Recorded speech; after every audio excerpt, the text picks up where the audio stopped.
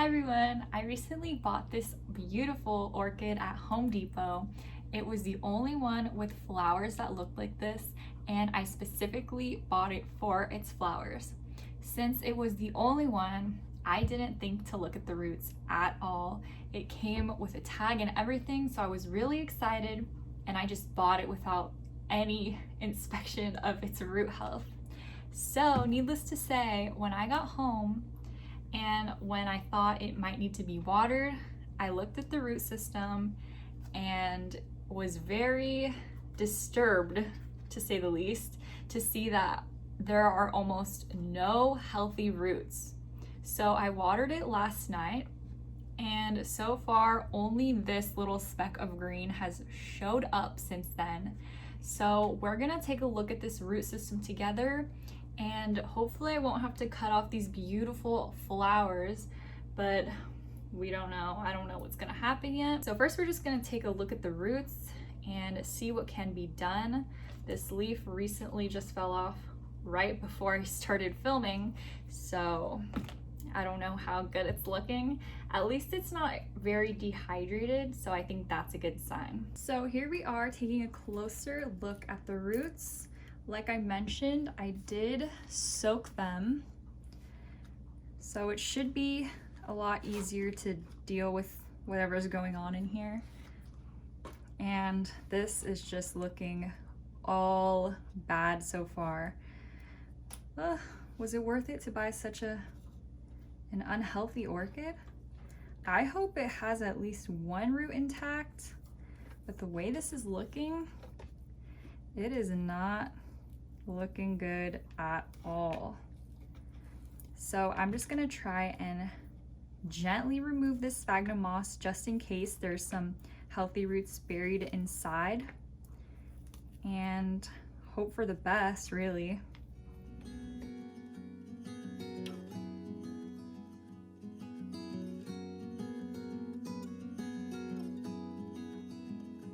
On this side, here's the little green that I mentioned.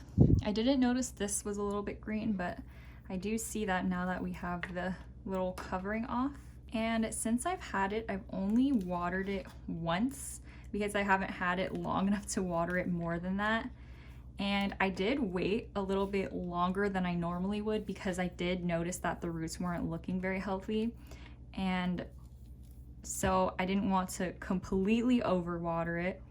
But I did water it last night, and it was soaking overnight, and now everything, as you can see, is very malleable. It's easy to remove this sphagnum moss, much easier than it would be if all this was dry. But I don't see any healthy roots at all inside of here. So I do think I'm gonna have to end up cutting off the flowers.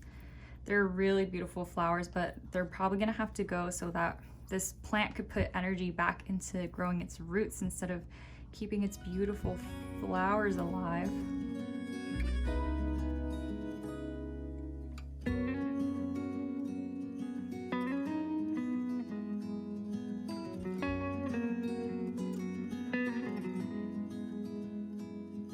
Okay, so before we continue on, I removed almost all of the sphagnum moss. I'm gonna unfortunately cut off these beautiful flowers, and I will put them in like a little vase or something, but I want the orchid to be alive, and I'd rather have it, you know, flower for me again next year than have it die right now.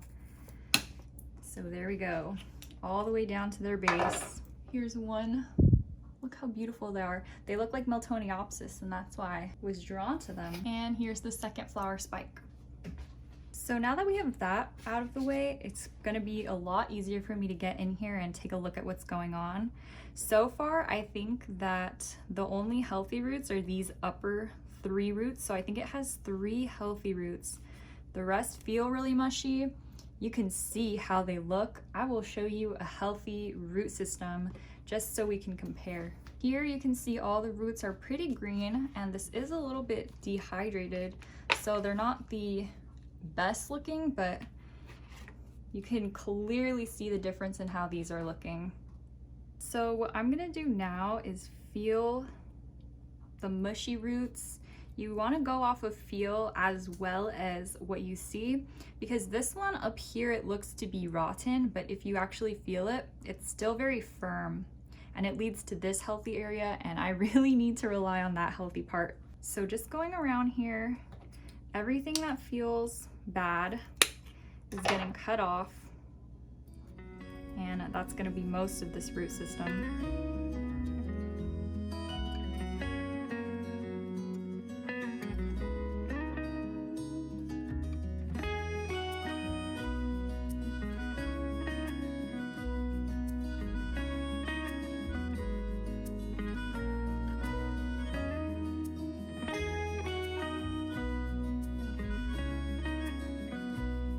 So this one looks it looks kind of green. It's firmer up here. It does get squishy down here.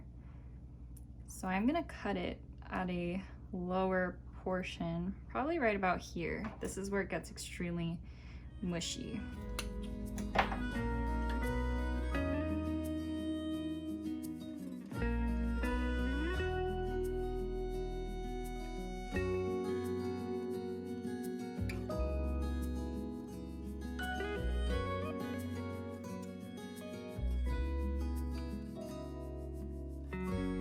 All of these you see right here are exposed roots. They usually have this velamen around them to protect them and absorb the water, but this is how they look with their sheaths removed. I could probably show you right here if we peel this back, and you can expose the root that way.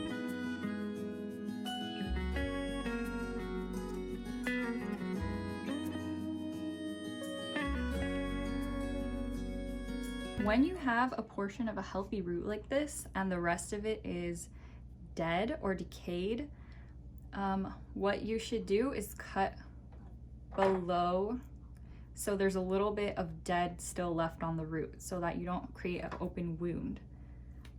So there we go. Just leave a little bit of dead right here, and then the rest is healthy, or so I hope.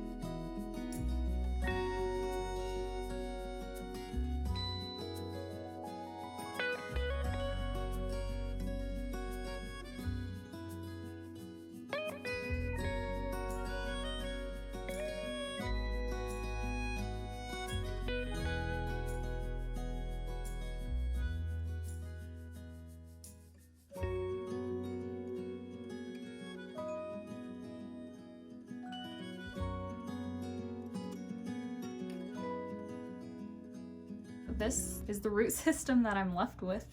I'm not sure if all of these roots are alive or if all of them will continue to survive, if they're even alive at the moment, but all of them feel pretty firm. They are discolored, which is why I'm not 100% sure how they're doing, but I have cut off anything that was squishy, anything rotted, as you can see this whole pile right here. So I'm gonna clear this area and we're gonna get to potting. So I've got some sphagnum moss and I rinsed off the roots to get rid of any extra, anything that might have been left over, residue, sphagnum residue. And we're gonna pot this up. I'm using this pot. It doesn't have any side air holes, but it does have a bunch of drainage holes at the bottom, which I think will be good enough.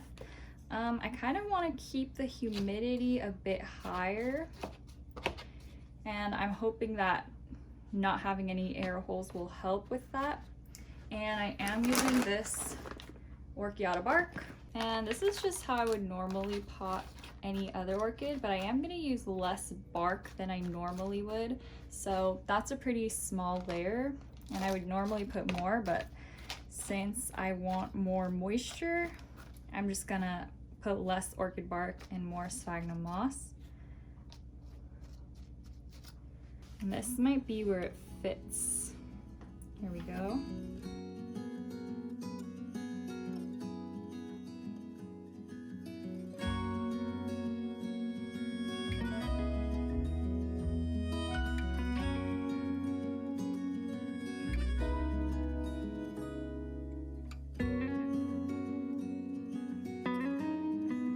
I'm not packing down the moss very hard, but I do want to make sure that I get in between all the roots that are going on down there.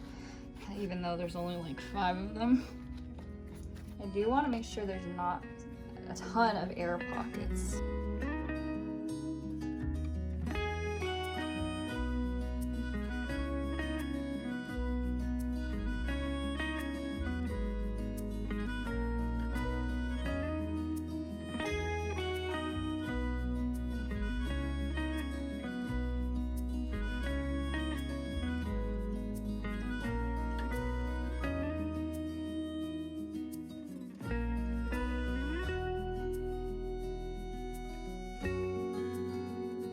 So this is looking good to me.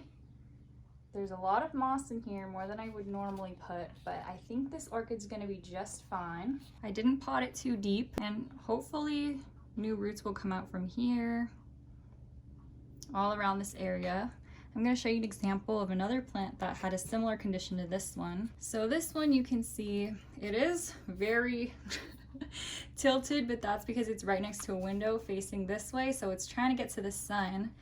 But it's growing in new roots. You can see there's less orchid bark than moss, and there's new roots coming in from the top like this. I also didn't put a top layer of orchid bark so that it's easy for the plant's roots to just grow right into the sphagnum moss and get hydrated right away. I don't think bark would be a problem, but sometimes instead of going down into the bark, it kind of sprawls across, so I think it's better that we just leave it as a sphagnum moss on top. And hopefully this orchid will be well on its way to recovery. And now that it doesn't have a flower spike or 2 flower spikes, beautiful flower spikes, it's hopefully going to put all its energy into growing its roots out. So that's all for reviving this orchid, or at least starting to revive it. I put the beautiful flowers in a vase so that I can enjoy them until they wither away. It wasn't even done fully blooming, so I was really sad to have to cut them off.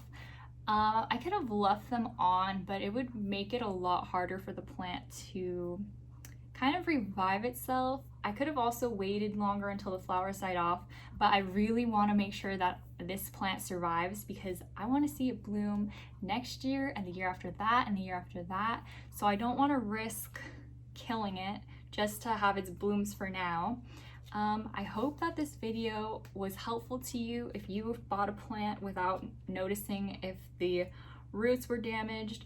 Honestly, if I noticed in the store that the roots were so dead, I probably would have bought it anyways because I love these flowers so much. So that is it for today's video. I hope you enjoyed it. I hope it helped you in case you're going through the same problem I am, and hopefully in due time I'll be able to make an update with healthy roots coming out around the pot. We could see them hopefully. And yeah, thank you for watching, and I'll see you in the next one. Bye.